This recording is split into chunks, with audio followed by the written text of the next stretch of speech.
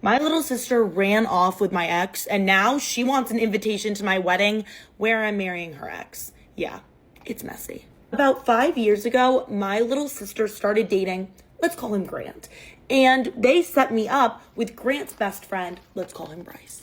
Growing up, my little sister and I were never that close. She was a brat and horrible to me and got everything she wanted, but because our boyfriends were now best friends, we started hanging out a lot more and started getting closer. Actually, her setting me up with my boyfriend was probably the only nice thing she'd ever done for me. But here's where the drama starts. When my sister and Grant had been dating for about a year and Bryce and I had been dating for about 9 months, I come home early to find my little sister and Bryce together, cheating on me. Do you think I confronted them immediately? No. I needed backup. I needed Grant. I don't know why I'm making it seem like there was some good reason to not confront them immediately and call Grant. I just needed backup, okay? I could not even process what was happening. My little sister, my own sister, and my boyfriend together. So I go outside and wait for Grant, who had left work early. And when he gets there, we go inside and confront the both of them. And you know what? They dumped us. Now listen, I was already gonna dump Bryce, obviously. He cheated on me with my little sister. But he beat me to the punch. I was like, are you kidding me? You're dumping me? No, I'm dumping you. I learned 2 days later that this had actually been going on for months. They were apparently already in love, and they were now dating each other. I was broken. I knew my little sister was selfish, and I knew that she didn't really think about other people's feelings, but I never thought she would do this to me. So my little sister moves right in with Bryce, and I move back in with my parents. Where else am I supposed to go? And what was really annoying is they kept talking about how happy my little sister and Bryce were. I don't know. I think that they were trying to smooth things over. Like, listen, he wasn't your person, but he is your little sister's person. Just be happy for her. I don't care. I don't care if he's literally her soulmate. Find somebody else. And obviously, the only person that understood what I was going through was Grant. Bryce was not his brother, but they had been best friends since childhood, so the betrayal was similar. And slowly, Grant became my best friend. Like, anytime something good happened to me, he was the person I wanted to call. He was my support system. He's honestly the best person in the world. And about 8 months after we got cheated on, we started dating, which was really hard for me. Even after this whole betrayal, the thought of dating my little sister's ex, it was still hard because I still felt loyalty to her, even though I shouldn't. But I gave myself a little smack in the head. I was like, hell, she's literally living in your old home with your ex-boyfriend. So you can do whatever you want. About 2 months after Grant and I officially started dating, my little sister found out that Bryce was cheating on her. And he left her for the girl that he was cheating on her with. All I'm saying is you lose them how you get them, girly. And after my little sister was dumped, about once every 2 months, she would text Grant trying to get back together with him. I'm sorry, not only did you home wreck my first relationship, now I'm healed, I'm happy, I'm in a new relationship, and you're trying to ruin that too. Grant is absolutely nothing like Bryce and never responded to my little sister and just ended up blocking her because he didn't even want to put up with the messages anymore. Flash forward to today, and I have absolutely no contact with my little sister. I think that she's a terrible person and I want nothing to do with her, and I don't want her in any part of my life. Last year, Grant and I got engaged, and I have been planning the wedding drama-free until my mom called me last week and told me that she wouldn't come to the wedding unless my little sister was invited. In my parents' eyes, my little sister can do absolutely no wrong, and she was just so young and didn't know better. She was in her mid-20s, okay? Also, I feel like somebody that's like 12 would know better than to do that.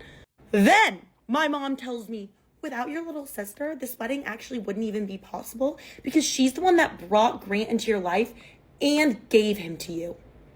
Gave him to me. Thank you. Thank you for giving me Grant. What a kind, selfless girl. And I truly believe that everything happens for a reason, and Grant and I were meant to be together. I was never meant to be with Bryce, whatever, but that does not take away from the fact that my little sister is a terrible person and did something terrible to me. My little sister's never really apologized. Also, she fully tried to wreck my relationship with Grant a year after we started dating. So make that make sense. Why would I have her at my wedding when she tried to ruin my relationship with the man I'm marrying? My mom has always been very neutral about the situation, which always made me mad because there was a clear side that you should take. Mine. So I just uninvited my mom from the wedding. I was like, you know what? That was the worst time in my life. You saw how miserable I was. And the fact that you can defend her at all, disgusting. Don't come to my wedding. Right after I get off the phone with my mom, I get a very angry text message from my dad who tells me that if my mom isn't going to the wedding, he's not going to the wedding. And that I just need to get over this entire situation because my little sister and I are both in the wrong. We both did equally bad things because we both started dating each other's exes.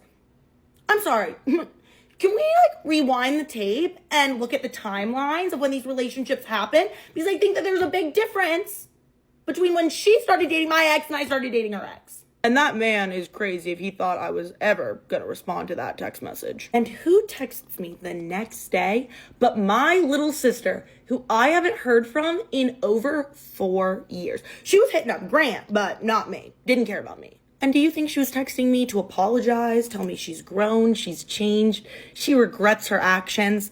No, she was telling me to grow up. She told me, this happened years ago, I'm not even with Bryce anymore, and you're just causing unnecessary drama in our family. Get over it, invite our parents back, and let me come. I don't know what to do because I want my parents at my wedding. Before this situation, we've always had a really good relationship. But I don't want my little sister there. I have a feeling that she would do something to try and sabotage my wedding. Obviously, Grant doesn't want her there either. It's his ex-girlfriend who cheated on him with his best friend. I don't know. Is it just worth it to avoid the drama? Let her come and ignore her the whole time? I feel like I would get sick just seeing her face.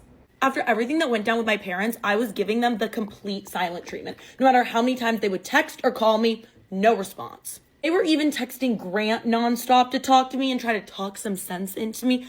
But Grant was on my side because he's a logical, reasonable person. And then out of nowhere, I guess they had a change of heart because I get a super long apology text from my mom saying that I should get to decide who's in my life. It's not up to them, and they were really sorry for the way they were behaving.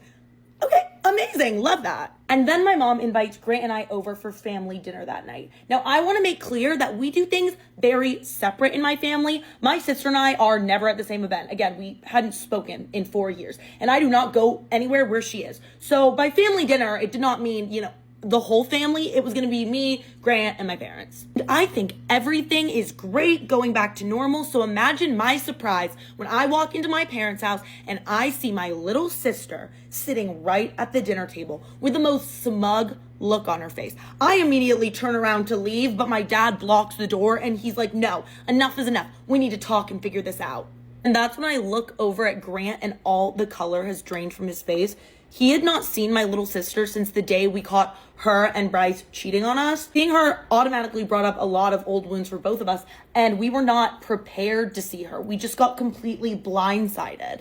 And I did not go and sit down at the table, okay? I stood right there with my arms crossed right by the door. The minute my dad moved, I was out of there. The apology was actually a lie just to get Grant and I to come over, which is disgusting. Also, why would they make Grant come? There was no reason he needed to be there. I mean, there was no reason I needed to be there either, but Grant? Come on. After not seeing this girl in years, you want to know the first thing she says? Grant, you look really good. I almost lost it. But thank God that Grant is a quick thinker because he responds, yeah, that's what happens when you cut all the toxic people out of your life. The look on her face, absolutely floored. I do not know if anyone has ever really talked back to her like that. Then my mom starts going on this long tangent about how important family is and how we need to set aside our differences and really come together.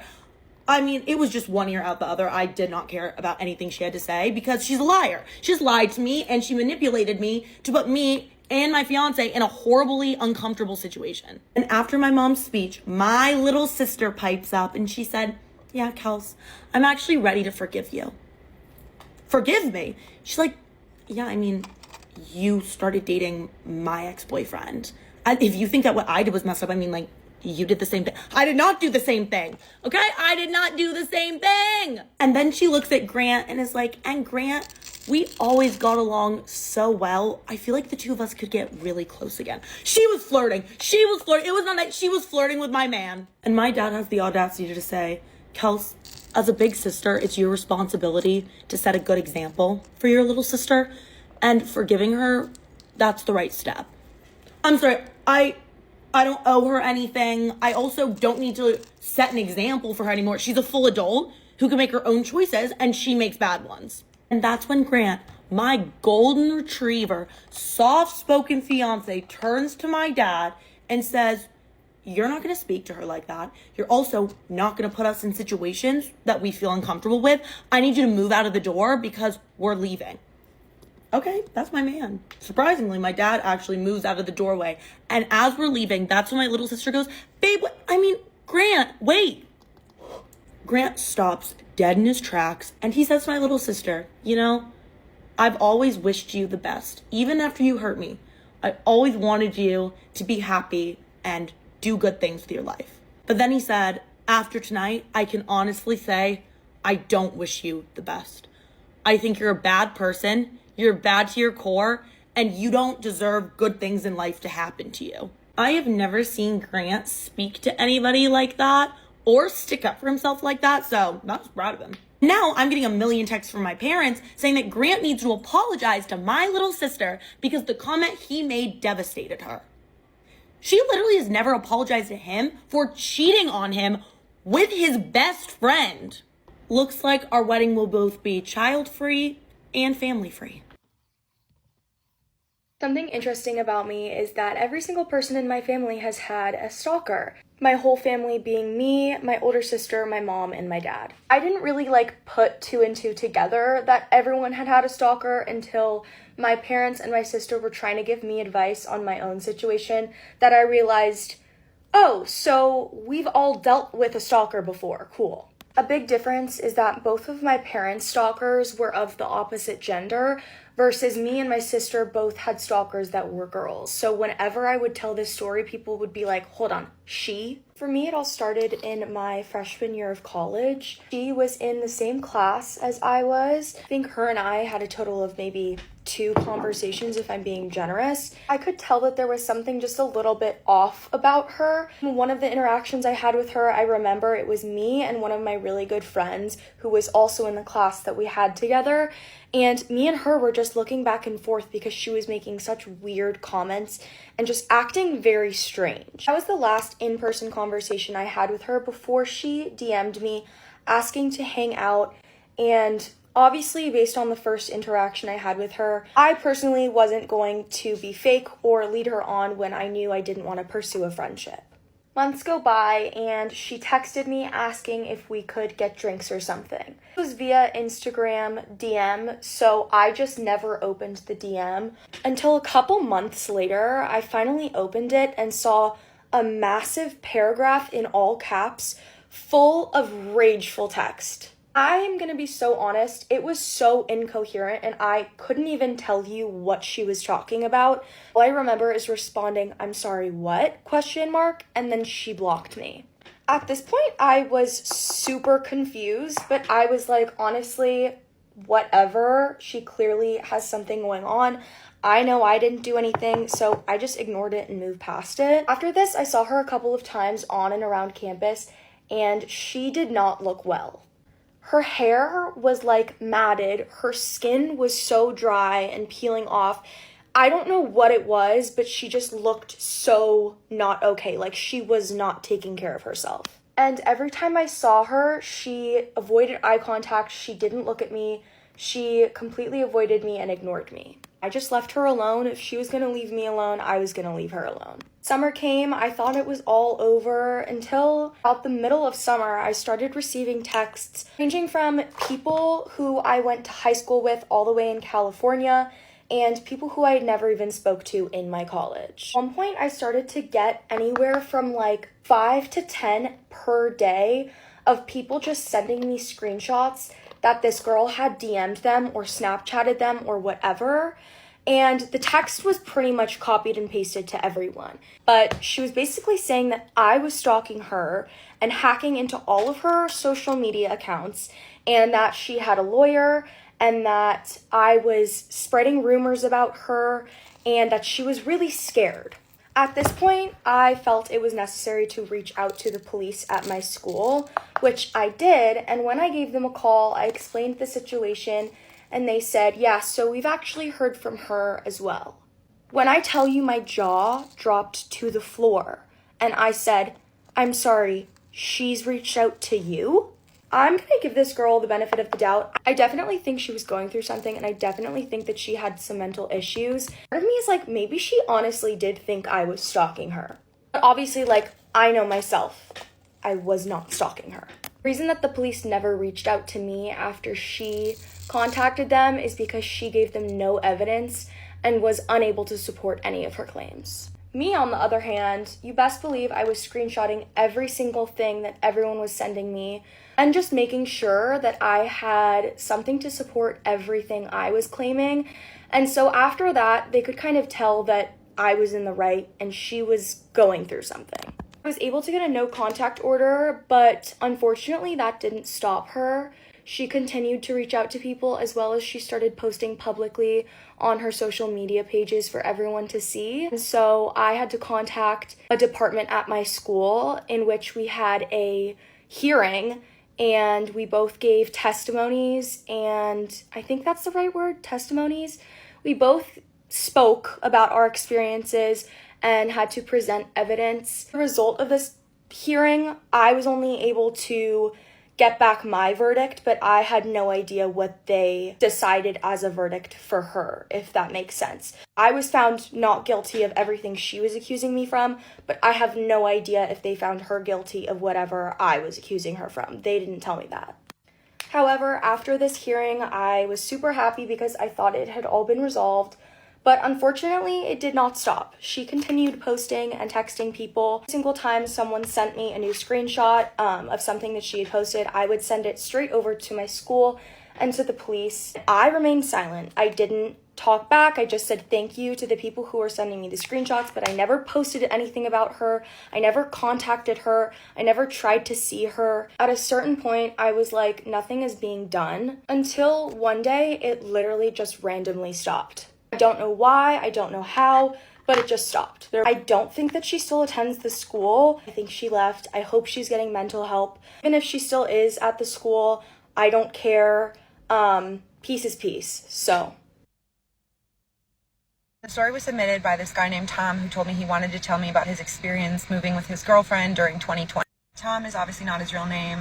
He wanted to be anonymous, but he will be reading the comments. So Tom and this girl, Michelle, are dating for like 3 years. They're living in a big city. I don't know which one he didn't say. They live a really good, comfortable life. Tom works in IT, and his girlfriend, Michelle, is an instructor at a yoga studio, and they both do pretty well. They're both really healthy, really fit. They love being social, going out. No mental health issues at all, right? Tom also said that Michelle made a lot of money on social media. She was sort of an influencer, and she did a lot with different fitness brands, and she would film a lot in her studio.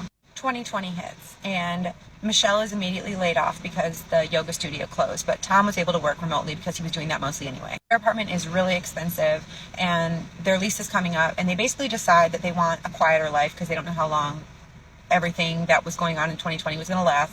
So they ended up signing a lease for a place that was about 50 minutes outside the city in more of like a rural area. He said it was still kind of suburban, like there were stores around and places for them to go and get groceries, like not super country, definitely not what they were used to in the city. And when they moved out there, they were really excited because it was a change of scenery for them, and they were saving money to buy a house. So rent was a lot cheaper, and they were both happy with the move. Everything's fine. Tom sets up his office. Michelle has the spare bedroom as her yoga studio where she's going to continue filming content, and things seemed perfect. A couple months after they move, Michelle decides that she wants to get into gardening. She was obviously already really into health and fitness and wellness, but she decided she wanted to be more into sustainability and was starting to like make more videos about sustainability. So she has Tom go in the backyard and basically dig a giant pit where they're going to start a compost pile. And Michelle's out in the yard and she's like planting some vegetables that she had gotten, and Tom calls her over because his shovel hits this like metal box. So she comes over to look, and they pull out this, he described it as maybe like a 12x6 just metal cash box. And it's all dirty and rusty, but they pull it up and Michelle opens it, and inside is a Ouija board. And Tom is immediately kind of like put off by this. Like he doesn't really believe in that stuff, but he also doesn't like it. And Michelle's like, oh my God, this is so cool. Like I'm going to make some videos on this. And she takes it out and walks back onto their patio with it and starts like dusting it off on their patio table. They kind of leave it out there, forget about it. And later that night, Michelle's like, oh, do you want to go play with the Ouija board? And Tom's like, not really. Like, you know, he said that they were really into Tiger King at the time. He just wanted to like watch that and hang out. And she was like more into going outside and playing with the Ouija board. So she's like, well, I'm just gonna go play with it if you don't want to. And he's like, okay, whatever. And he just stayed inside and watched TV. The next day they wake up, Tom logs into his computer to start work, and Michelle, he said, was kind of just groggy, which was pretty out of character for her because she's normally pretty bouncy. She was a morning person. She would always wake up at like 6 a.m. with him, but she's just like slinking around the kitchen. And he's like, are you okay? And she's like, I just don't feel well. She's like, I don't think I'm gonna make any content today. I think I actually have been like having the urge to paint. I'm gonna go to the store and get some painting supplies. And he's like, okay, cool. He's working. She comes home with like a bunch of canvases and some paint. And she basically converts like half of her yoga studio into this painting area. And she spends the rest of the day doing that. The next day, same thing. She just wants to paint. She's not really feeling well, doesn't feel like making content, doesn't feel like doing yoga. This goes on for like a week, and one night he wakes up and she's not in bed. So he gets up to go to the bathroom, and then he notices like she's not in the house. So he sees the patio light is on, and he walks to the back door and he looks out and he sees her sitting at the patio table playing with the Ouija board. And he opens the door and he's like, Michelle, come inside. Like, what are you doing? And she's just like, oh, like I just wanted to see if I would get anything. And he gets this unsettled, anxious feeling in the pit of his stomach. Because now he really does not like the Ouija board. The next day she's painting and he walks in the room and he's like, hey, like, I think we should talk about the Ouija board. I don't think you should have it. Like, I think you should get rid of it. I don't really like the idea of it in our house. And she's like, you're being dramatic. I'm going through something. Like, it's a fun activity for me. I don't have a lot of fun in my life. My job was shut down. And so he just drops it. And he's like, okay, you're right. Like, I'm overreacting. So later he feels kind of bad and he goes back in her studio and she's still sitting there in silence painting. And he said on the canvas, it was just like a bunch of triangles that were all overlapping all over. And he basically tells her that he feels like they haven't really had a good like date night, obviously since 2020 started. He's like, why don't we have a fire in the backyard? We can just like grill some food. Like, it'll just be really fun. And she just tells him flat out no. Like, she just wants to paint. So he goes to bed and she is still painting that day. So he wakes up in the middle of the night again. She is still not in bed and he hears her talking. So he goes, okay, well, she's just making a video. So he peeks into her yoga studio and she's not making a video. She is still painting, but now she is painted off the canvases onto the walls and it's still the same overlapping triangles on every single surface around her. And he's like, Michelle, what are you doing? And she turns around and looks at him and says, I found the door. And at this point, he realizes like she is not right. Like, she's having some kind of mental break. So the next day they wake up, same thing. She wants to paint and he calls her mom and he basically tells her mom that Michelle is going through something and she needs to snap out of it. And he asks her mom if she'll come and stay with them. Her mom has like nothing going on, I guess, because the next day she comes and stays with them. And Michelle seems normal when her mom is there. Like, she basically pulls Tom aside and she's like, I don't know why you called me. Like, obviously I'm happy to spend time with you guys, but she seems normal to me. And Tom's like, she's not normal. Like, I'm telling you, she's not normal. That night, her mom comes and wakes Tom up because Michelle is back outside playing with the Ouija board again. And her mom is super religious, so she does not like the Ouija board idea at all. She's like, you guys need to get rid of it. Like, why did you get her this? And Tom's like, I didn't get her for it. We found it in the yard. The mom's like, oh my God, you found it in the yard? And she's like, we are getting rid of this right now. Like, we are going to burn it. And she makes Tom make her a fire where they burn the Ouija board. And Michelle just maintains, like, you guys are overreacting. Like, this is just like a fun activity. Like, it's not even serious. Doesn't have any strong reaction to them burning the Ouija board aside from just like being annoyed. So it's the next night. Her mom is going to leave the next day.